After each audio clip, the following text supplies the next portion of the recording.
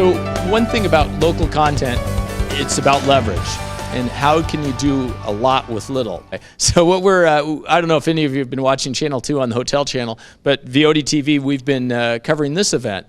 And we've been doing local content for a number of years, talking about how to do it, but in doing it here in events like this, and we have 0 minutes. So in one sense, now we're beyond the panel. But what we're doing right now is leveraging ourselves. So this particular question will appear on tonight's channel, probably tonight or tomorrow night's.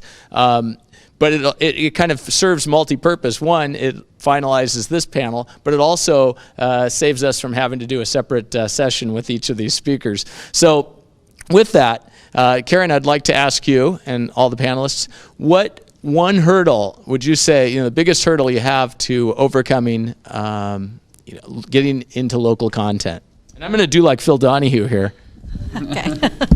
Got your glasses so you can look. Right. I'm about to cry. When I thought about that question, I guess the biggest thing for us is is it this one? Okay, keeping the content fresh is probably the biggest thing. Viewers will say, "I've seen this same program over and over," and just going out there and getting new content constantly with the limited resources that we have.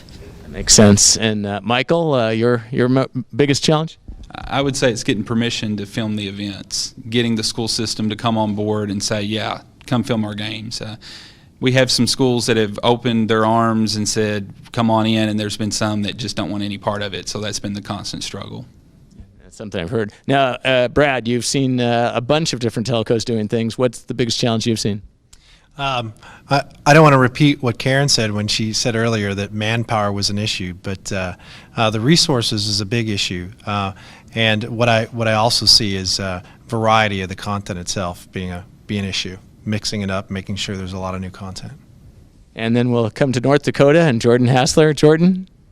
I think the biggest thing in getting into local content really relates to the fact of finding the value and again, the right content that hits your market. Every market's different. Sports is the underlying on a lot of the markets, but a lot of the things that people are doing in other areas aren't as valuable to our market. So you have to go to the market, go to your customers and say, okay, what do you want to see? And you have to decide when you get into local content, you can't dabble, you can't put your toes in.